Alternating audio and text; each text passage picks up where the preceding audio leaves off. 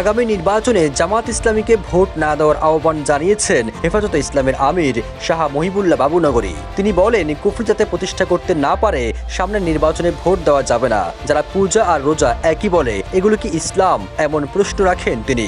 জামাত ইসলামীকে নিয়ে হেফাজত আমিরের এমন মন্তব্যের পর সামাজিক যোগাযোগ মাধ্যমে মিশ্র প্রতিক্রিয়া জানান নেটিজেনরা। ৩ অক্টোবর রাতে চট্টগ্রামে এক অনুষ্ঠানে শাহ মহিবুল্লাহ বাবুনগরী আরো বলেন, নবী রাসূলদের দেখানো সোজা রাস্তায় চলতে হবে, তাহলে দুনিয়া ও আখিরাত ঠিক থাকবে। সাহাবা কিরাম সত্যের মাপকাঠি, তাদের দেখানো রাস্তা সোজা। ওয়ালটন এখন দেশের সীমানা পেরিয়ে পৌঁছে গিয়েছে ৫০টিরও বেশি দেশে। ওয়ালটন, ঘরে ঘরে বিশ্বজুড়ে।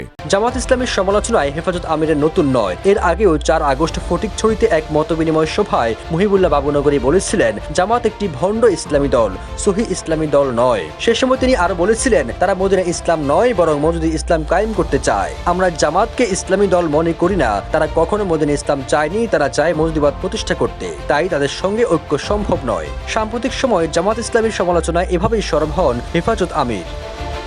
সবুজ আলম, নিউজ ডেস্ক, ইত্তেফাক।